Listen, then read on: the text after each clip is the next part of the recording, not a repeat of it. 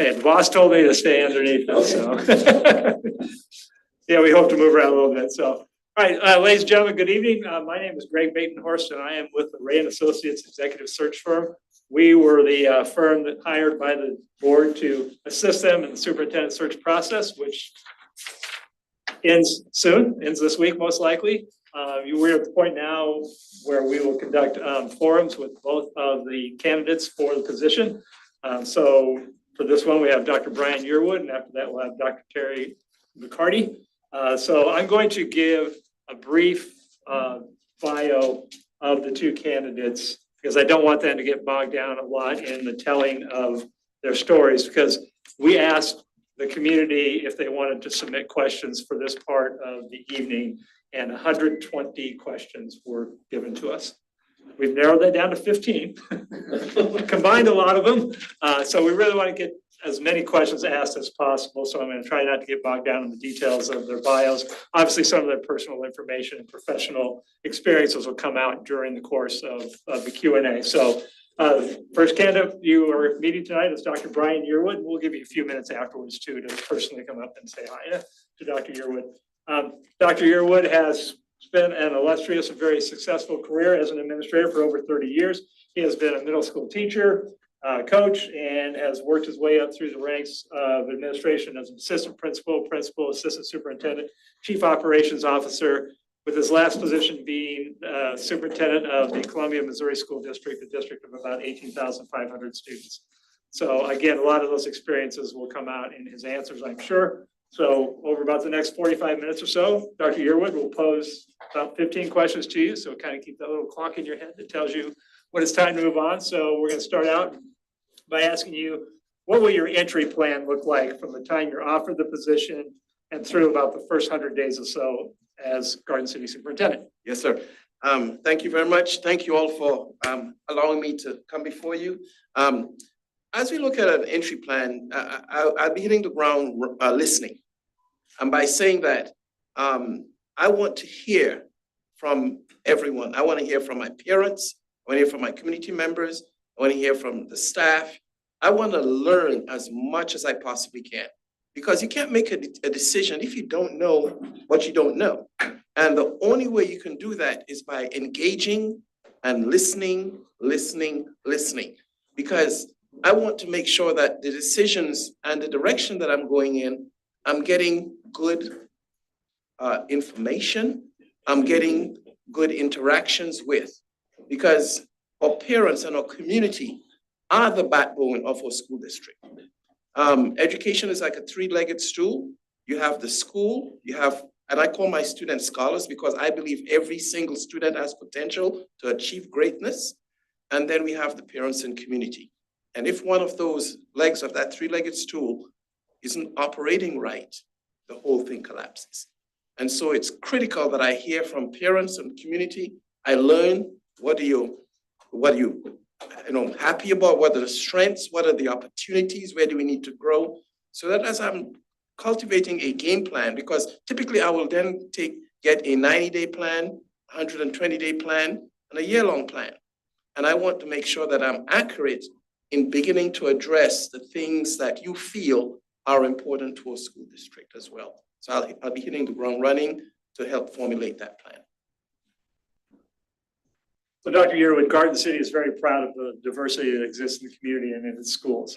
How will you embrace and celebrate the diversity of the community in your role as superintendent? Yes, so it's important that we look at diversity as opportunities to be inclusive. I'd be looking at what have we done here to celebrate diversity? What have we done here to increase inclusivity?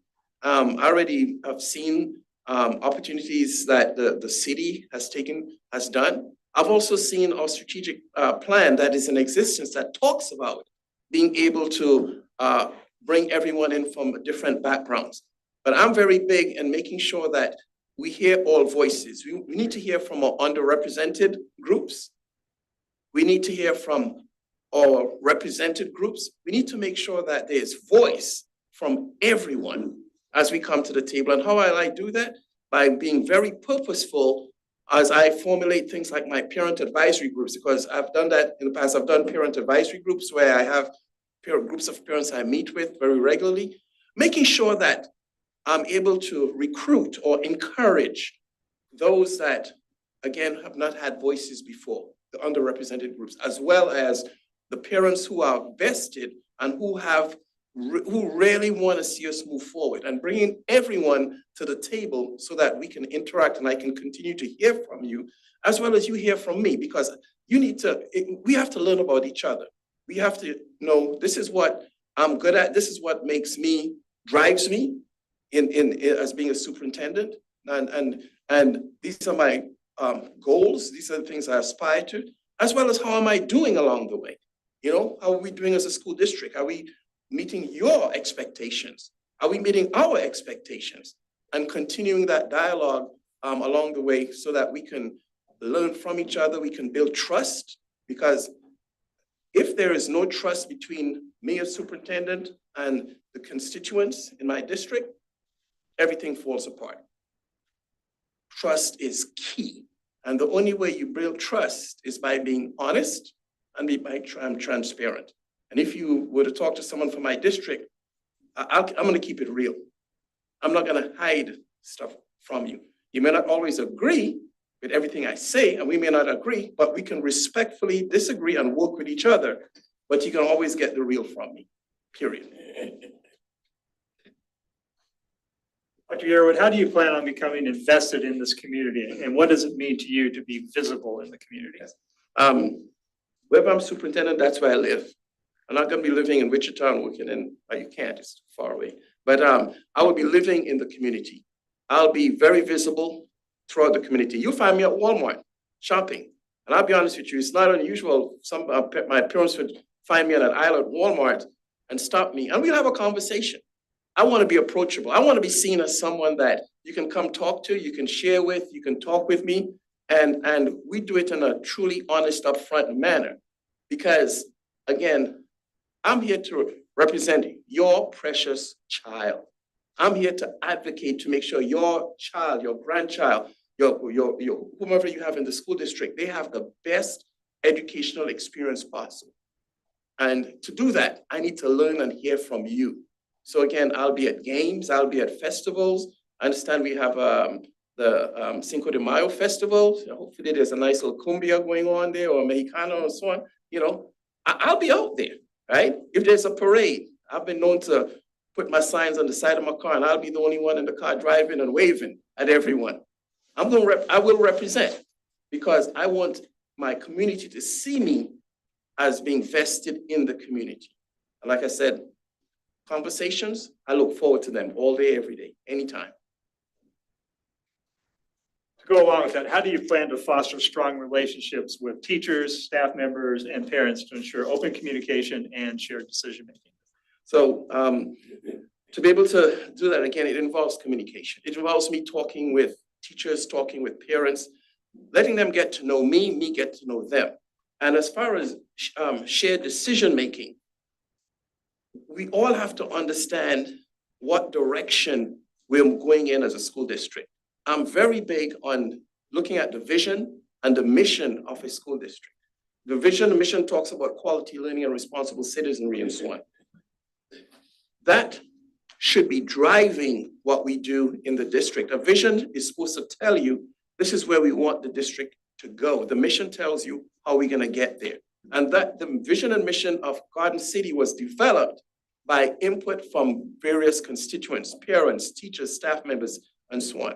So that will be the driving force towards things that we're doing. And our systems or structures, our decisions we make with our budgets, our decisions we make with our curriculum should be falling under that umbrella. So that way there's no confusion about where we are trying to go. Once we have that established, then we all should have buy-in with that vision and that mission about how we're going to get to that high level of excellence. So that involves dialogue, it involves exchange, it involves, again, upfront conversation.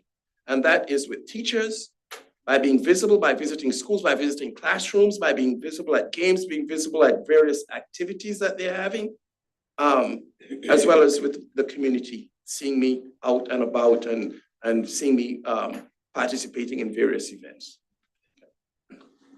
Dr. Yearwood, what is the culture that you're wanting to build with the Garden City staff in particular, and what steps will you take to build positive relationships with all staff members?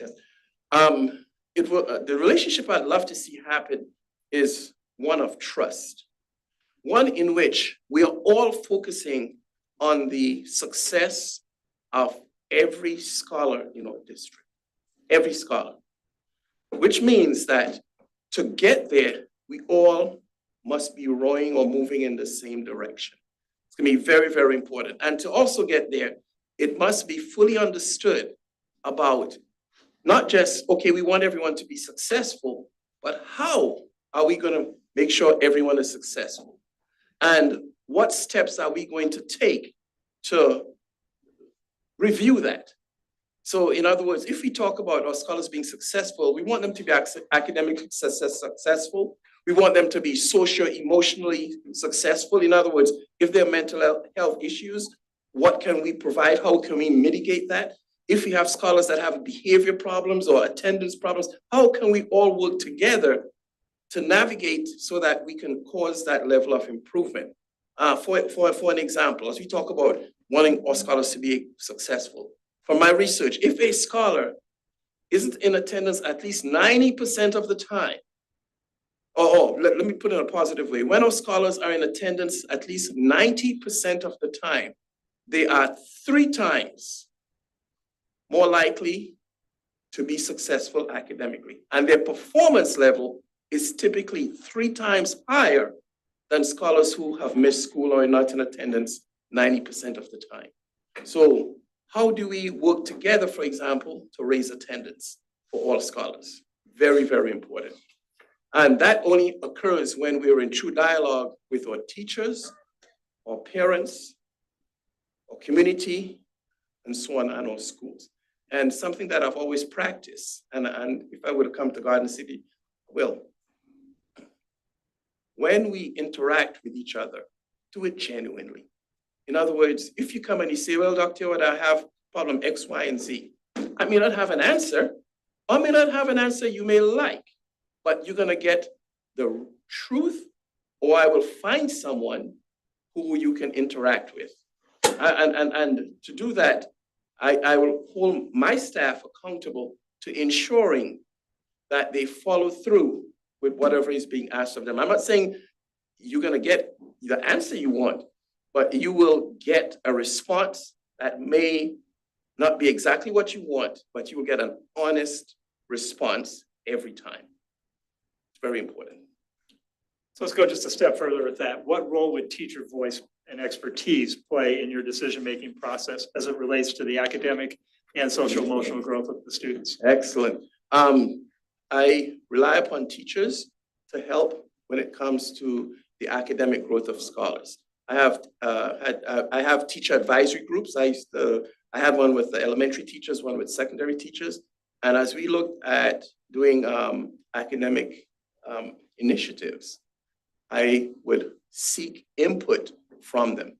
I would talk to my secondary teachers, get input, elementary teachers get input, and then make adjustments accordingly. Or there may be times there were certain misunderstandings about what we are trying to do, and I'm able to clear it up. So I always had representation from every school in the district. I'd asked to have one teacher represented by that school, so that way we can get the information necessary from them. They can go back to their campuses, they can vet whatever it is we're trying to do, and then they would bring that back to our group. So that way we'll know this is the direction we need to move in, this is the direction we're going in, but we need to tweak certain things. Input from teachers, teacher voice is critical to our decision making.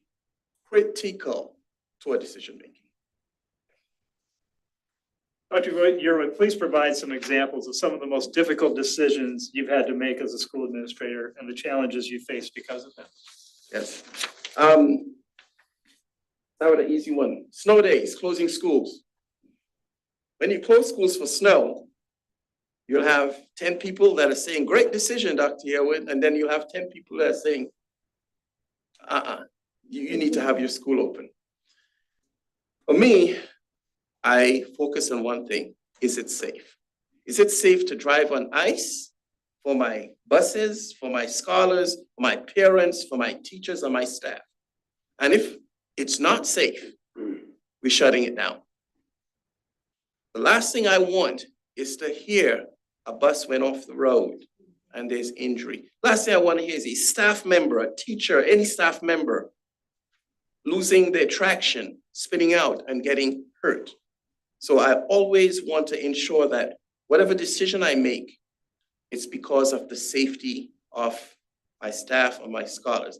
Now, typically in a case like that, snow days, I like to make the decision the day before.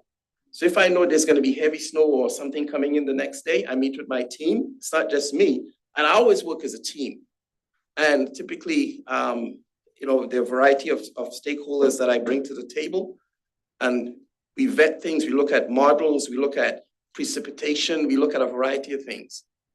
And we make that determination. And so far, I've been 99% accurate with my decisions. I remember there was one in which we said there was going to be snow the next day, and we met, and by 7 p.m. the day before, which is what I typically do, by 8 p.m., the decision was made to shut it down. And the next day came and it was beautiful sunshine. But that happened once. Didn't hear a repeat, because my parents knew, my community knew that I had been accurate for all these other times, but we got it wrong one time. So they forgave me. Now, I don't know if I kept doing that, if they would keep forgiving me on that, and of course my scholars loved it. They got a day to stay at home and so on. So that's a huge one when it comes to the safety of my scholars, safety of my parents, safety of my staff members. I will make the best decision possible. And I may get it wrong, because I have before, but I'll always make it at least the day before. Okay, this is a long one, so hang on tight. Within the past year, the district has considered closing a few of the smaller elementary schools in more rural parts of the district, while also looking at the reconfiguration of some of the intermediate schools. The district has considered such a move given some of its facility needs, along with flat enrollment trends currently impacting the district. This topic is likely to come up again during your tenure as superintendent. Please describe the process you would utilize to help the board and the community come to a thoughtful decision for the future of the district. When you start talking about closing a school, it's very, very, very emotional. I know the school that I went to and that my children went to. If you told me you're closing that school, I would have I'd have some struggle. What I would recommend as superintendent is we talk about the why and be very clear on why do we need to close the school? What's the justification? Is it making sense? Then I would go to a community vote. I would present option A, we're closing the school because of this. Option B, we need to adjust the school because of this. Option C, we need to keep the school open and lose X amount of dollars and things like that. I'll put the options out there and we'll take it to a community vote. Now, what does that mean? If we know, for example, that if we keep the school open, it will have a negative impact on salaries, being able to give raises, on being able to keep programs and so on. If we know that those two things are definitely going to be impacted, then we'll have to make sure that we go back to the community to say, are you sure? Because by doing this, we may not be able to give raises next year. Are you okay with that? By doing this, we may have to cut program X, Y, or Z. And making sure that we are truly conveying our reasons why we have to do what we're doing. And asking our community to give us feedback and input. And based upon that input, then we'll have to move accordingly. Because we can't ask for input, get the input, and then do the opposite. That's not gonna fly. That's not gonna happen. We're gonna have to get input, very strong input from our constituents about why we're trying to do what we're doing, And this is their decisions that we're receiving, and then we move on what is being recommended based upon the surveys and input that we're seeing. Along with that a little bit, how do you prioritize budget allocation to ensure equitable distribution of resources across the district while also ensuring the involvement of the stakeholders in the budget planning process? So typically we start with what is called zero-based budgeting. That's what the model I've used. So what happens is we ask the principals, the buildings, the leaders to give us a wish list of their budget. And we call it zero-based budgeting because we don't tell them only ask for this amount or that amount. We ask for a prioritized budget. What is your number one priority? What's your number two, your number three, your number four, and so on. And we collect that from our schools. We meet with our school leaders or with the individuals who are asking for that budget amount. And when we do, we ask to justify, we ask, is this your priority that we need? Now, we may have to draw a line at a certain budgetary amount, but it must be something that you want to see in your top priority list that we should be working towards. I always prioritize student success. Our budgets should be designed to where we should see successful student outcomes. Our budget must be designed to support our teachers or teaching staff, whether it's professional development, whether it's certain materials. We must be very supportive of our teachers and what they're doing in the classroom. Our budgets must be structured in such a way that it doesn't put us in a deficit. Because when you start operating in a deficit budget, by saying that when your budget starts operating in the negative, in the red, it's like your checkbook. You almost can never get out of it unless you get some kind of windfall. So you always want to ensure that your budget outcomes results in a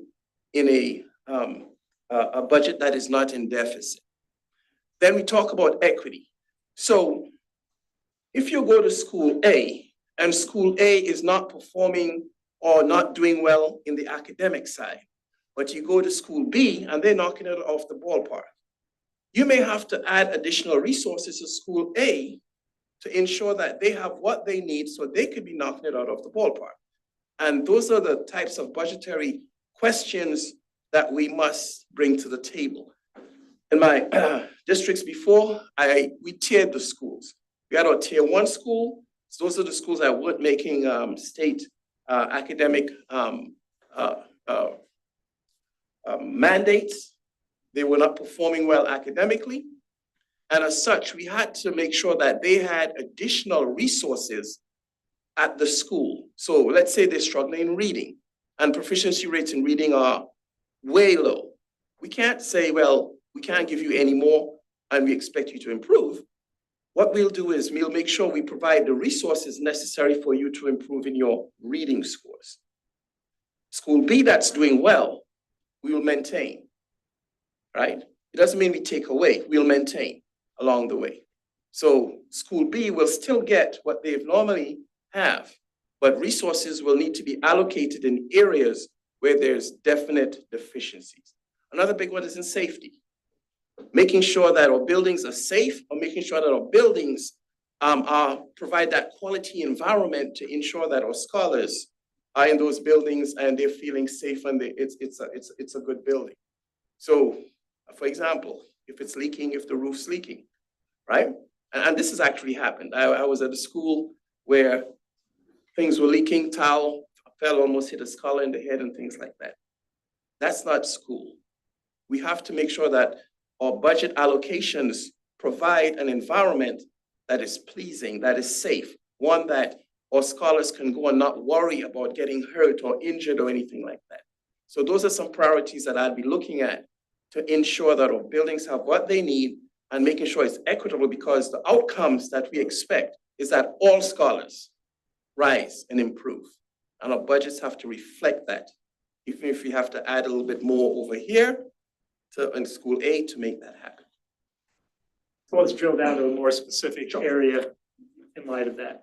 Literally all schools in the country have faced greater challenges over the past several years in providing the programming and staffing needed to work with students with disabilities and are faced with serving students for whom the disabilities are more profound and intense.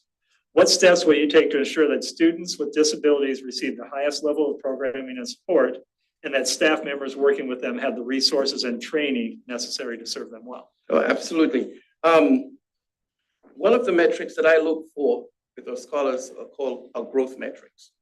So if you have a special needs scholar that is struggling in reading, we have a special needs scholar in the 6th grade reading on a 1st grade level. The expectation is that every scholar in the school district has a minimum of a year's worth of academic growth in a year's time. So if my 6th grader is reading on 1st grade level, at the end of the year, minimally, they must be on 2nd grade level.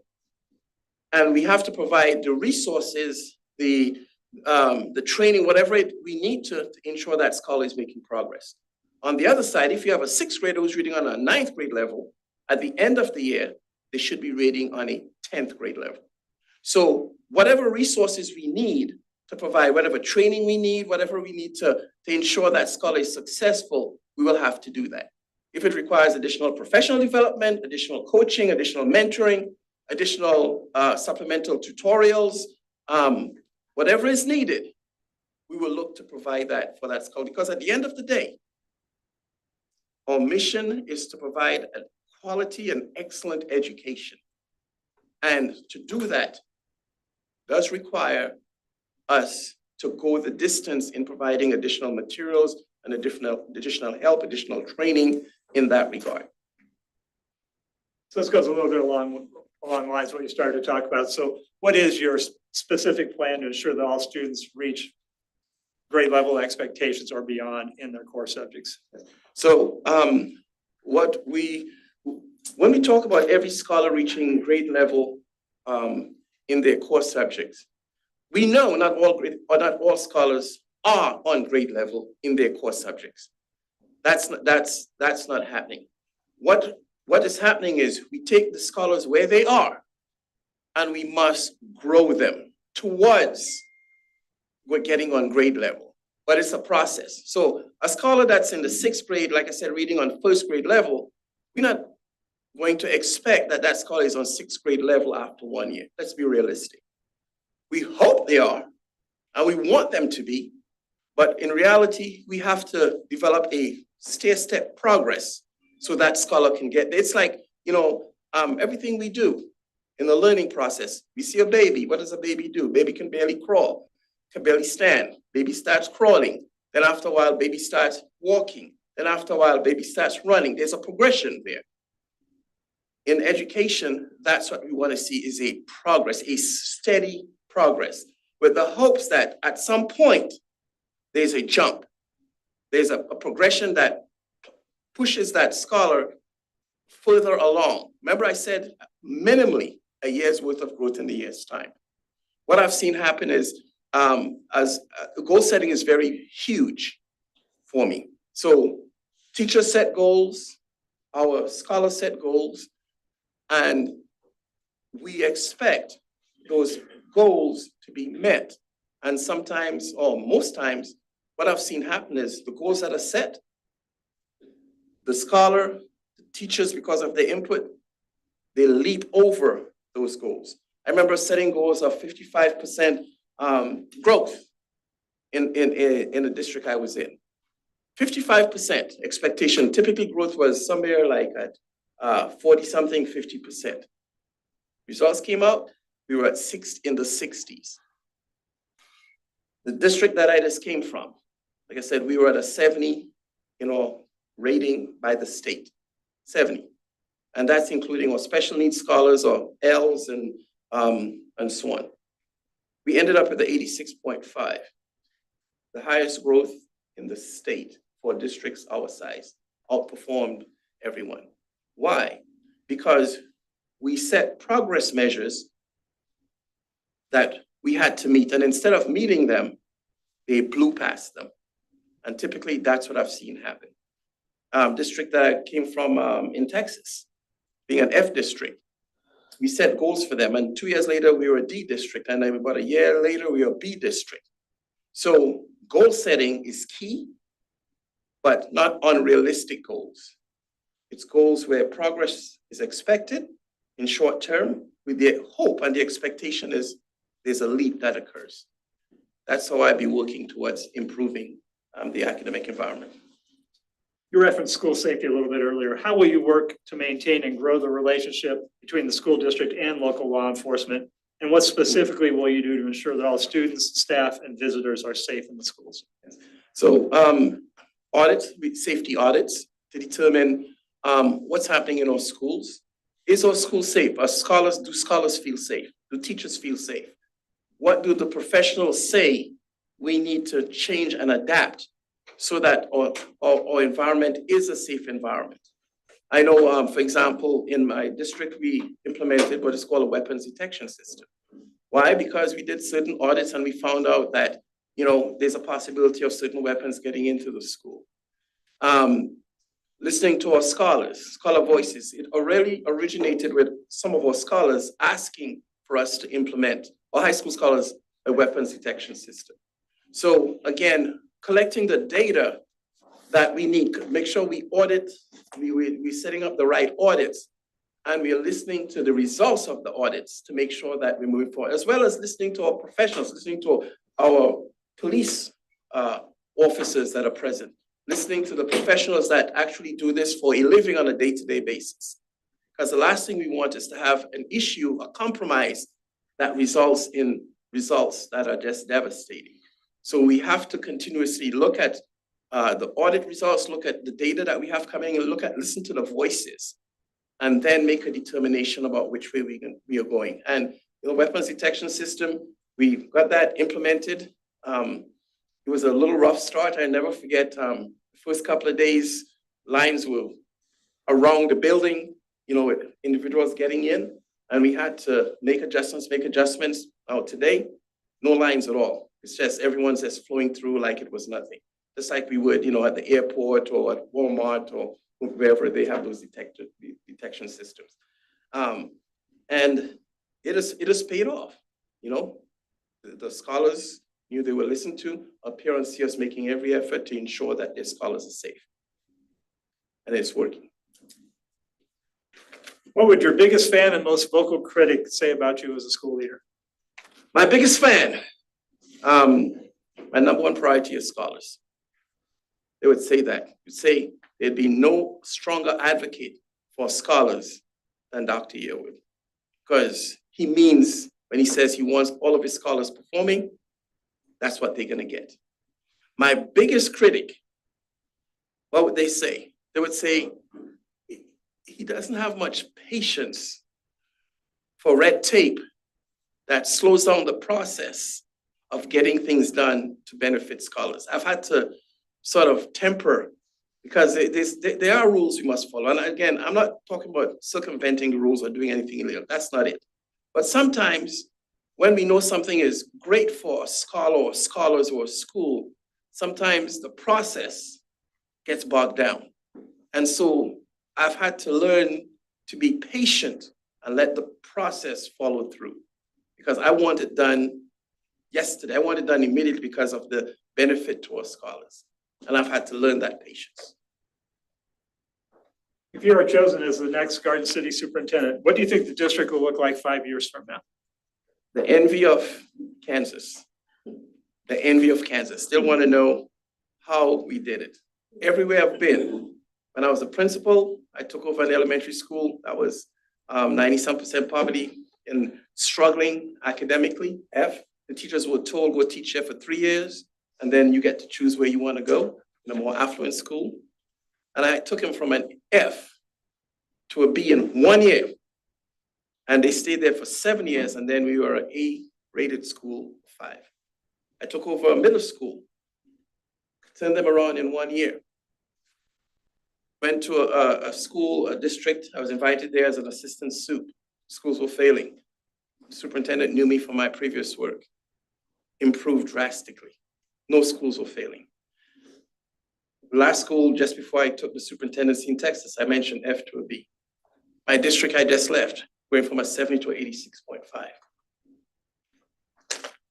It's not just Dr. Yearwood.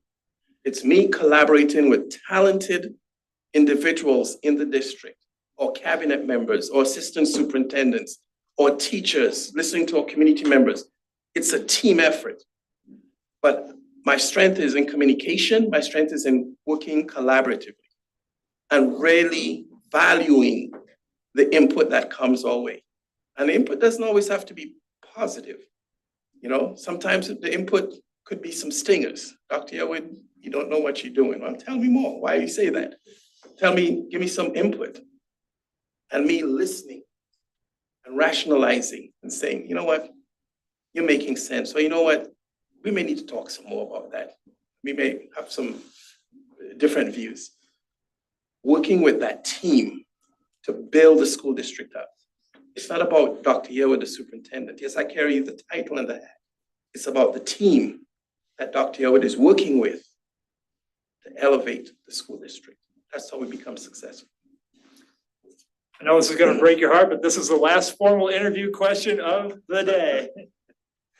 Why should the Garden City School District choose you as their next leader? Because of my passion for student success. And I can tell from the data that Garden City is yearning for success academically. For me, it's about making a commitment to a school, a community where there's genuine concern for our scholars, genuine concern for our teachers and for our schools. Garden City is supported by its community. It's very, very evident about when I look at the involvement. And when I see that, that touches me. When I see that, okay, perhaps academically we're not where we want to be, but we want to be better, that speaks to me. That's what I've done repeatedly. As I drove around the community today, I was very excited. Garden City is a small, fairly small town, but with a big city environment. I'll be honest, I was excited to see the Home Depots and the Sam's and see all the, the restaurants. I know we want more, but see all the business establishments that are here and that are supporting our schools and the potential to interact with them. That's very, very exciting. I'll be honest, the person in the car, the first thing I said is there a Walmart here? I said, no, we don't have a Walmart. We have a Walmart super center. Check, okay? So the environment that we have is here. And then looking at the schools and the schools that I visited and watching the scholars as they're moving along and seeing that happiness within, looking at the teachers as they're interacting, looking at the teachers as they interact with each other and seeing the positivity that's there. Yes, this is a school district that I know I can come to and do great things and turn Garden City into the pearl of Kansas City, the envy of Kansas City because of our academic accomplishments. That's why I believe and I hope that I would be chosen for the next superintendent of Garden City, Kansas. Just to let everyone know, the candidates today have done an interview with the board. They've also met with a business and community group as well as a parent group. And they have met with all the administrators in the district and have taken tours of the community itself and several of the schools. So that's been a full day for them. So the fact that Dr. Yearwood and Dr. McCarty are still standing by this time of day is somewhat a miracle in and of itself. If you want to learn more about Dr. Yearwood, and if you have not seen it, if you go onto the website, you can see his full bio and his story. I'm sure he'd be glad to share tidbits of that with you too now as well, because we do have some time for you to meet him personally and talk to him before we do the next forum at 7:30. You have feedback sheets that we're asking you to fill out for each candidate. If you came in later and don't have those yet, I'll be glad to give them to you here for you to fill out.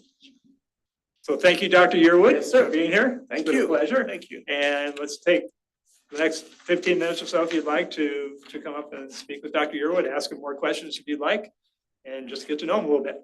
Thank you very much. Those people that are with us virtually, we will start the next forum at 7:30.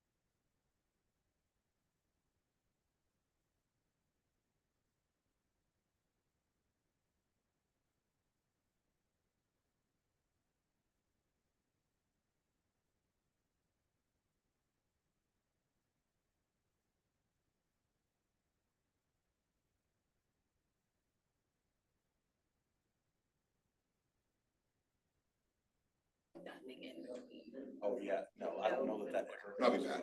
Oh, I'm just okay. gonna take it back to the hotel and come back. Give us an across. Yeah.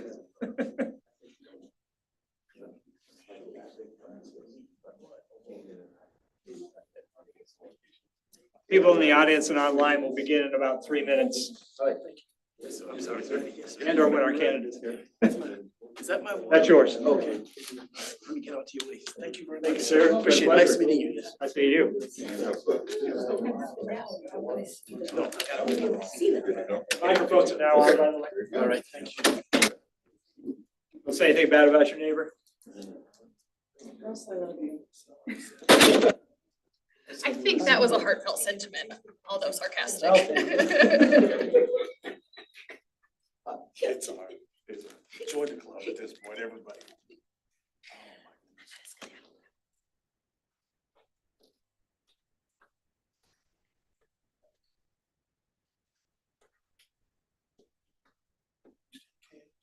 Dr. McCarty is currently interviewing with the board, so they could be running over just a little bit, but we should be close to starting.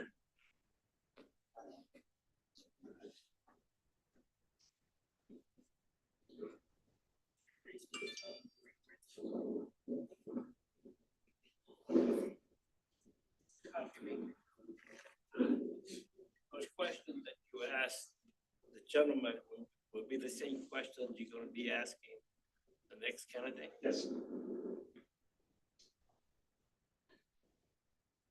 That was the case throughout today. So every constituent group that met with them asked each candidate the same set of questions, so that you're able to compare and contrast, and ensure fairness and equity in the interview process.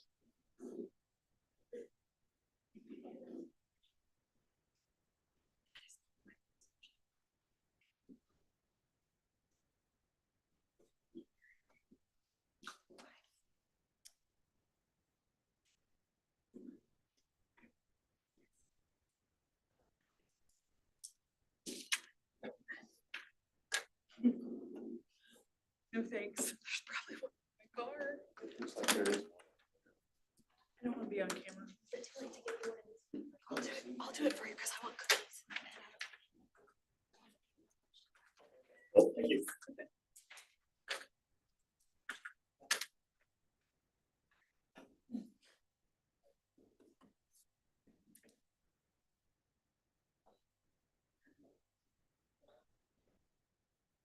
Very stealthy.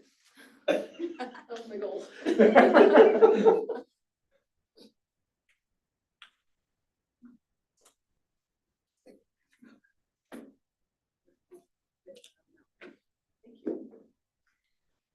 Almost over.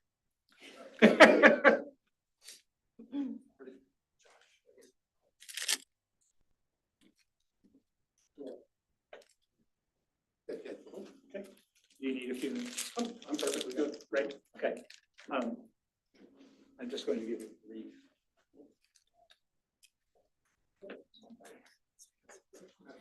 There's 15 questions.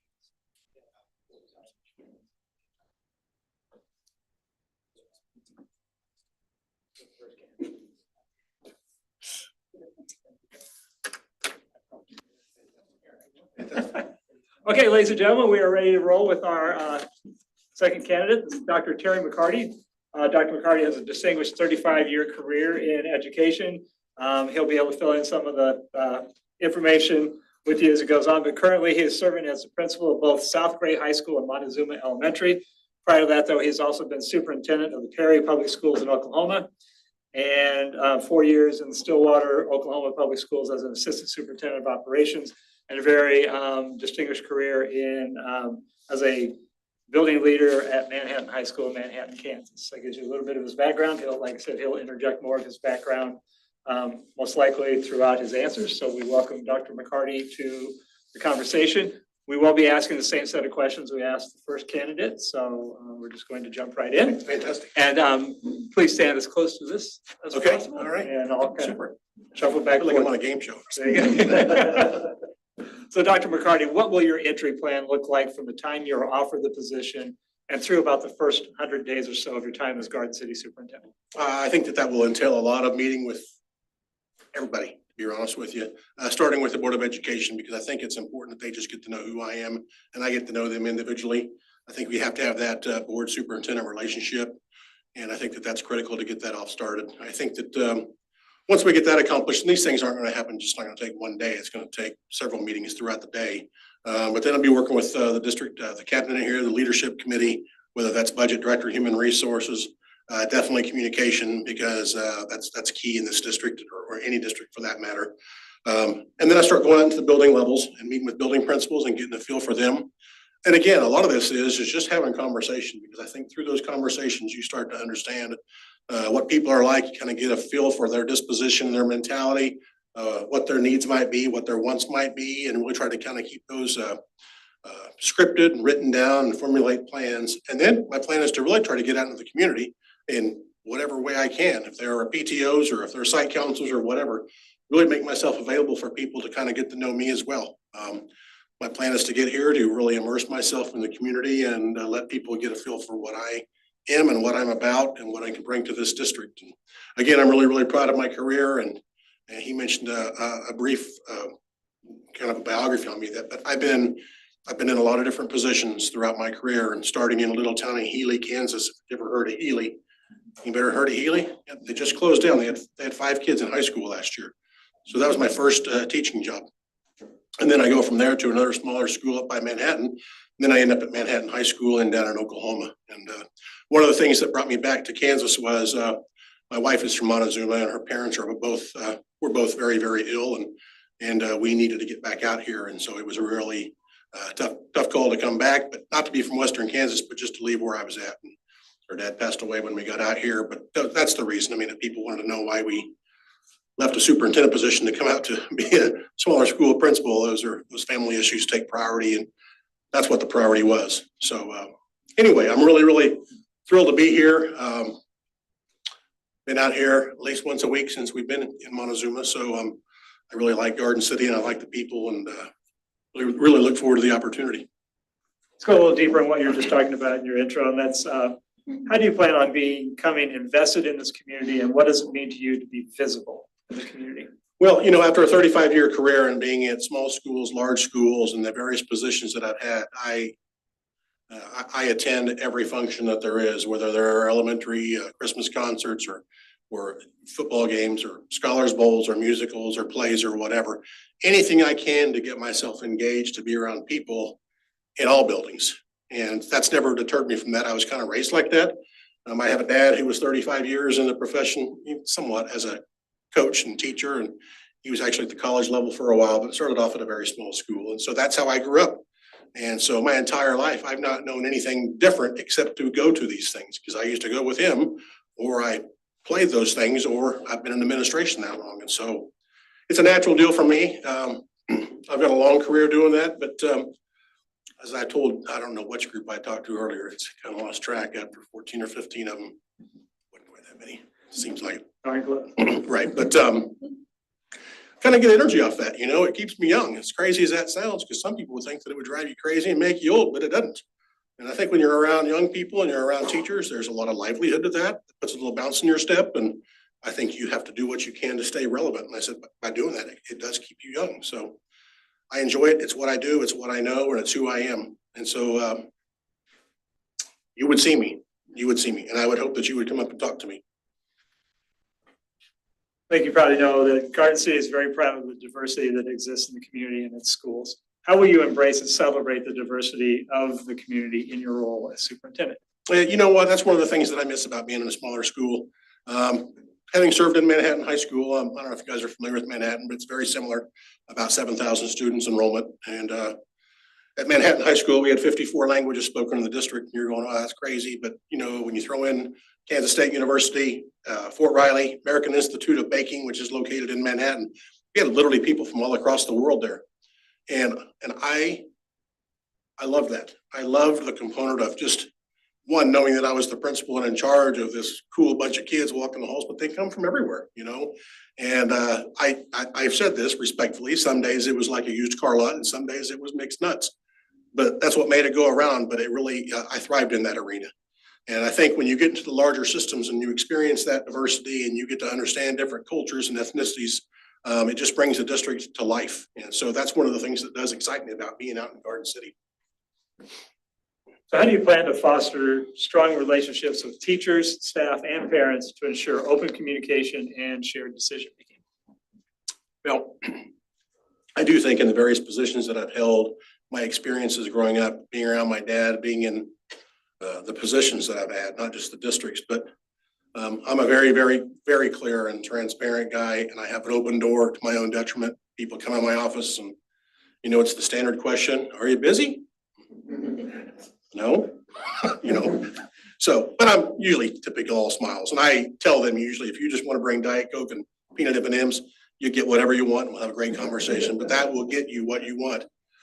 But again, that's just being visible, being open, being transparent, making yourself approachable. You know, when you go to games, I'm not out to politic with anybody. I just enjoy meeting people and try to find something that we have in common, and you know, ask them where they're from, or what brought them to Garden City, or what brought them to any place that you're at. But just really trying to get that relationship so people, they know. I'm going to kind of expand on that a little bit. One of the things that I've always thrived on is really working to know people by names. That sounds crazy, but I worked really, really hard at that at Manhattan High School, even with a population of 2,000 students. And I thought it was critical that I knew kids by name, because people don't like to be heard or be asked, hey, how's it going? You know, they don't even know your name. They don't know who you are. But if I know your name and I respond back to that, like, yeah, Junior, what's going on? They're like, how do you know my name? And so I worked hard at creating that. I even wrote my entire dissertation was written on that. It's a handbook on how to personalize the learning environment of a large high school. So those are values that I hold dear to me, because every person is valued. I want to make sure that they understand they are valued in this district, wherever they come from or whatever their role is. That's who we are. That's what makes up this district. It's your district, not mine. I'm just hopefully charged with being in charge of it.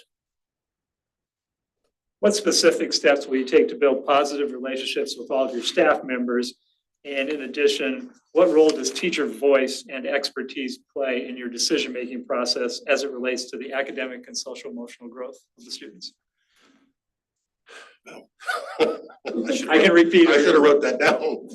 Can someone out there take notes, please? There's a longer one coming. Oh, okay. So yeah, basically, how do you set down? So listen, so as a guy that grew up in an education household, I mean, those are things that I've always valued, okay?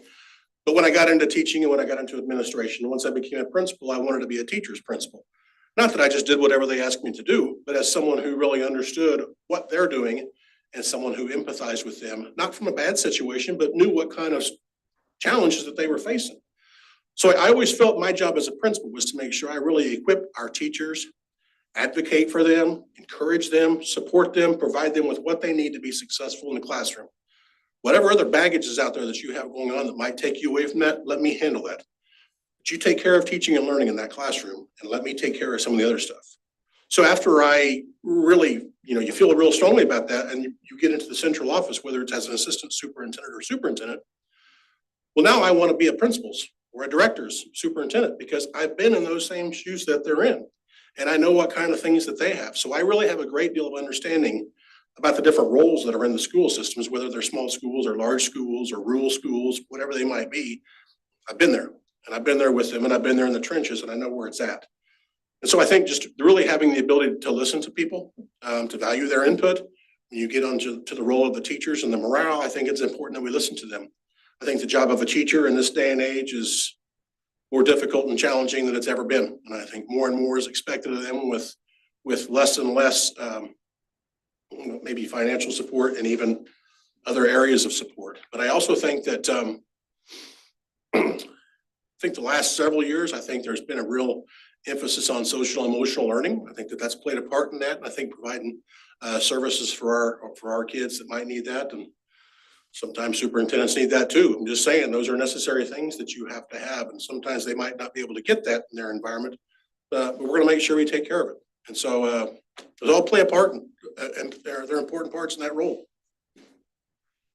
So please provide us with some examples of some of the most difficult decisions you've had to make as a school administrator and the challenges you face because of those decisions.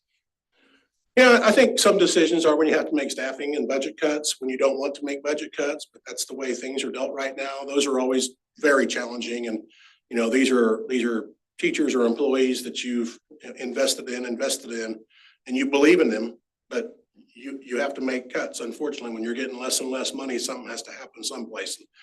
There's been several of those throughout my administrative career where I've made those decisions because you're charged with finding so much money and cuts throughout the district or throughout the building that you're in. And those are really, really challenging. And I don't feel good about any of them. They're just the nature of what has to happen. And I think sometimes in this profession, the longer you're in it and the higher up you get in terms of the hierarchy of administration, the lonelier the job gets because you really don't feel like you really have any friends anymore. And I'm not here to make friends, but it sure feels pretty lonely, you know, when you walk around and make those decisions. So those are things that I think have been a challenge. I go back to the COVID days. I don't want that to be a sensitive topic for anybody, but that was a tough time.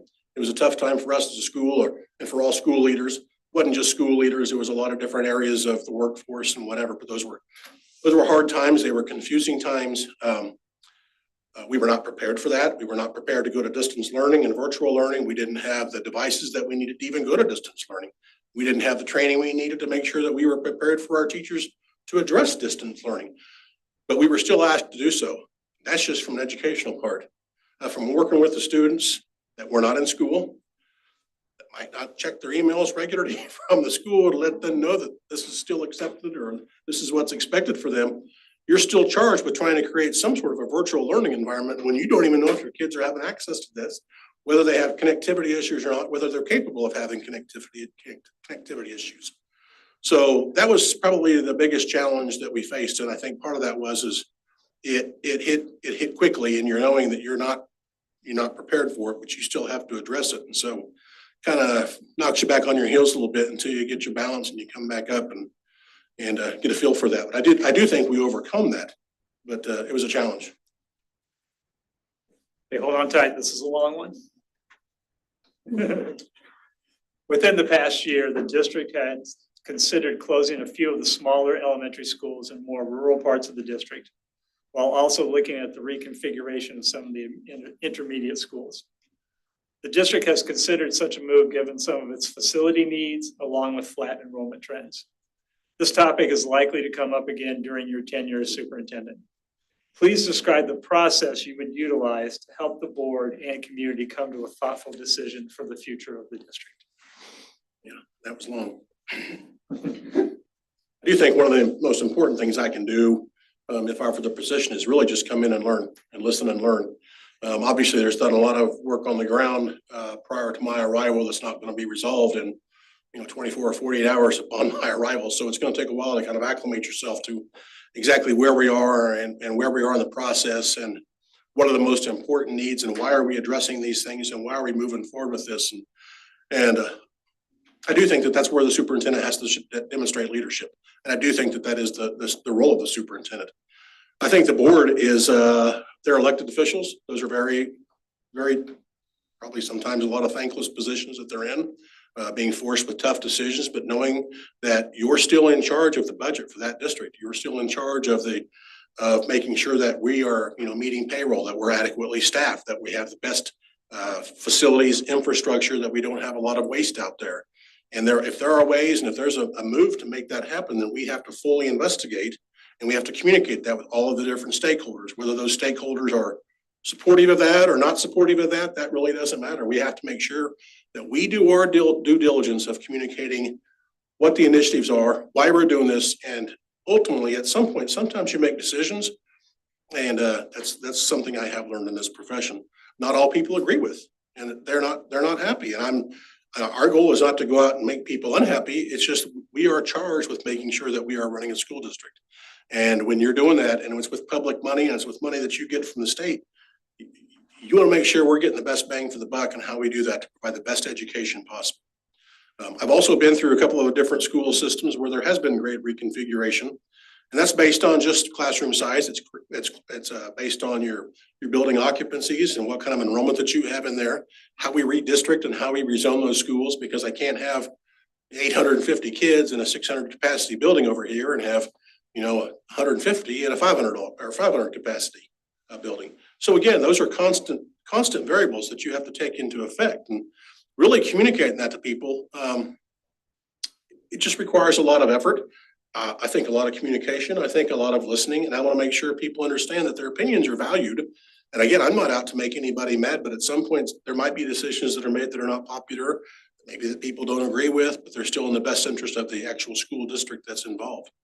And so I think that that plan has to start with communication. I think it has to do with establishing leadership and building relationships with people, getting trust, really making sure we're communicating the reasons, the rationale, the data, the actual numbers that we have. That means sometimes it's not just data, it might just be hidden figures or what projections might be or what kind of housing developments are going up. There's just a lot of different factors that have to go. So these jobs, they can change pretty quick and they can evolve pretty fast. And I'll go back to the deal with COVID and you look what happened there, and that was 24 hours and everything changed globally, you know? So again, these are things that do require deliberation, but they're not going to be resolved in a couple of days. They just take time and consideration and listening and communication and making sure we always have those communication lines open with people. Mentioned COVID being a superintendent one more time, I'm gonna need a hug. Yeah. How do you prioritize budget allocation to ensure equitable distribution of resources across the district while also ensuring the involvement of the stakeholders in the budget planning process? That's really a good question. I think one thing I'm a very frugal person. I'm all about right sizing our schools, our staff, and making sure that we are getting the best bang for our buck. And that would be, meeting with principals and talking about needs versus wants and really making sure that we are not overstaffed, but right-sized staffed. I go back to my experiences as a high school principal, and you might have an occasion where we would have a teacher resign or retire or whatever. It's not automatic that I'm going to replace that position. We're going to look at enrollment numbers, and if we don't have to do that, then I don't think it's right for me to go out and just go spend another $50,000 on a teacher that we don't have the enrollment numbers to support that. That would be foolish of me to do that. So that, as a principal, being able to relay that to department chairs and to other areas within the faculty, those were responsibilities that I took really, really serious. So I think that running a budget to make sure we are right staffed is crucial. I go back to my experiences in Oklahoma because it's different in Oklahoma. I'm not saying it's worse or better. I'm just saying it's different down there. So every year when the year was over with, you had to have an appropriate carryover balance. Okay, and a carryover balance was how much money you had left in your general fund account, and you had to have an adequate carryover that you were able to meet the first 3 or 4 payrolls before you got state funding. There were times that they would have to issue non-payable warrants to people because they didn't have the funding yet because their carryover balance wasn't enough. So you usually try to get a carryover balance of about 8 to 10% or 8 to 12% of your overall general fund budget. Okay, so that budget was crucial for us to meet these payments. So when I got to the district that I was a superintendent, and again, I mean, it's an awesome district, awesome people, super board of education, okay? But we had a really high carryover. Well, that's fine. But if we have a very high carryover and it's at the expense of student learning and student achievement, we're making sure we don't have staff that's not have staff that's needed. That's a problem because we want to make sure we have an appropriate carryover, not a excessive carryover, and you can't have a small carryover. So it's a really crucial thing that you're keeping in mind, that how we're going to right size our budget based on those needs. So again, I think that's constant communication, and I'm a communicator, not just with human resources, but with building principals and various department heads and directors to make sure that they know that we're just going to be right sized and we're going to be frugal and we're going to be careful with taxpayer money. This is the last long one. The last one. Several schools in the country, literally all schools in the country have faced greater challenges over the past several years in providing the programming and staffing needed to work with students with disabilities, and are faced with serving students for whom those disabilities are more profound and intense than ever. What steps will you take to ensure that students with disabilities receive the highest level of programming and support, and that staff members working with them have the resources and training necessary to serve them well? Yeah, that's a really challenging area. Probably an area that's pretty sensitive to my heart, just because of my experiences that I've had and knowing all of the needs that need to happen and the staffing components, and whether it's you're short-staffed or not staffed or not appropriate staffed, or you have different levels of special need kids that might move into your district and we're not equipped to handle that. And I've faced all of those things, but yet we're still charged with making sure we provide the very best for those kids, and we do. And that's where I'm saying, I'm not gonna go out and just replace something because I have that someone resigned or there was an opening there. We're just not gonna do that because we don't know what's gonna happen or what kind of needs are out there. So again, principal of Manhattan High School, I had multiple classrooms with students that were just SMH kids and so forth. And it was like the highlight of my day whenever I was having a bad day, that's where I would go, because you just got to deal with kids that were pure and innocent, that really just loved you for who you were, and the feeling was mutual, and we had great programs for those kids, and we really worked hard at providing for them. And it got to be such a cool bunch that I created this lunch bunch that I would have come to my office about once every 2 or 3 weeks. And we started off getting Little Caesars pizza, and I just have a couple pepperoni pizzas in there, and then it was, I want cheese and I want hamburger. Well, sure, okay. So I brought a cheese and a hamburger, and I want Wendy's chicken nuggets, and I wait a second, you're getting carried away. But I would do that, and the whole deal was, man, the smile on their faces and the joy that they had when they were in that office with me. Now, I'm not saying acting silly, but definitely not an acting administrator like, but it was a place for them to come and be, just valued and thought of, and put them on a higher level instead of in a back room someplace. And so it was an area that I really felt passionate about, to making sure that we provided appropriate support in all areas for them. And that has never changed, whether I was a principal or assistant super or a superintendent, because I think we need to do what we can to make sure we provide.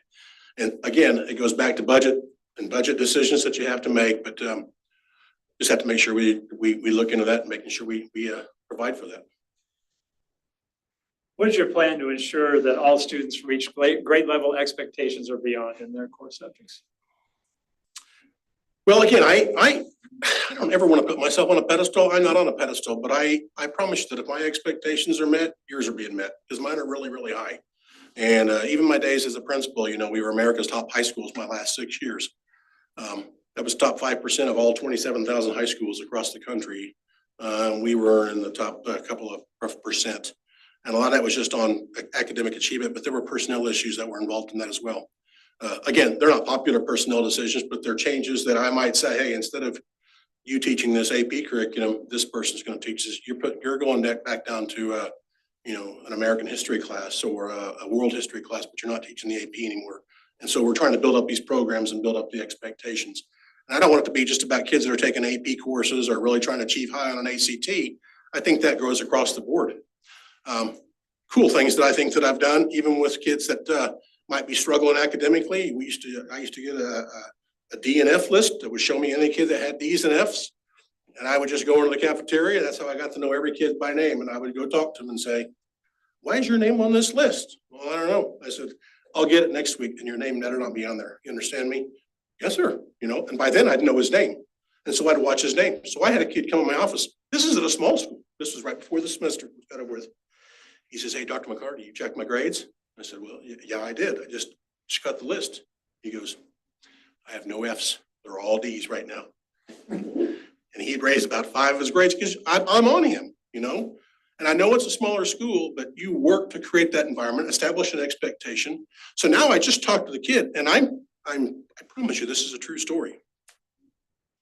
He and his parents had told me before the semester that he was going to drop out of the semester. They were just going to try to get him to pass his classes so they could do homeschooling, so he could have as many credits as he could get for a semester. So I talked with him literally last week. And I said, hey, I'm glad to have you back this semester. He says, yeah, I've decided I'm going to stay in. And then I'm going to get into this welding program up in, I don't know, Wyoming or something. I go, you don't have to go to Wyoming to get into a program. I said, we have junior colleges right around here that do the exact same thing for free. He was like, are you serious? And I said, yeah. He says, well, I thought maybe I'll just stay. So now he's filming for the basketball team. He has no F's. He's staying in school. And it's just because you personalize that and tell him you have a higher expectation for him. I don't want him dropping out. And he might be one of the biggest termites in school, but I still care about him enough that I don't want him dropping out of school. And now we have a pretty good bond going. But those are things that you establish, and guess what? The word gets out. Whether it's a small school or a big school, you demonstrate, whether it's to him or whether it's to your teachers or community, that these are our expectations, they'll respond. So very, very happy with that. How will you work to maintain and grow the relationship between the school district and law enforcement? And what specifically will you do to ensure that all students, staff, and visitors are safe in the schools? And again, those are really tough questions because whether I've been in Healy or whether I've been in Stillwater or Perry or even South Gray, there are issues, okay? The place I'm at right now is a pretty small school, but I've been in Manhattan High with 2,000 kids, and I had 3 SROs that I worked with and 5 security guards. And I met with the chief of police frequently. I met with the chief of police in Perry. In Stillwater, one of my assignments was to work with all the SROs and the Stillwater Police Department. So I actually was down there one time and I got to this heated argument between the local police officers union and these SROs. And I said, I need to leave. And they said, no, you need to stay here because you're going to support us. I'm like, okay. So, I'm the only one that didn't have a gun. So no, I shouldn't even say that, but it was a challenging deal. But again, our SROs, they really believed in me. I'm a firm believer in school safety and security. I would never, ever say nothing could ever happen in a school, whether it's Montezuma or whether it's Garden City, because anything can happen at anywhere, anytime. But we're going to do everything within our power to make sure we provide the safest environment possible. And whether that's through law enforcement presence, security cameras, security guards, really security vestibules, making sure we check IDs, making sure we check perimeters, and just working with those people and making sure that they know that they're welcome in our schools all the time. Because my philosophy they are. I SRO at Manhattan, I liked him a lot, but I would just tell him, sometimes you don't have to be here. Just park your car out front. That's good enough because people are going to see your car. It'll be a big deterrent. And but we had a safe place, and we turned that into a safe place. So, What would your biggest fan and your most vocal critic say about you as a school leader? I think the biggest. Which one I want to start off with? The biggest fan would probably say, and I really thought this was like an unbelievable compliment at Manhattan when you're up there and you really work hard to create an environment where people want to be, and it's a culture I think that it really fosters that attitude and that expectation.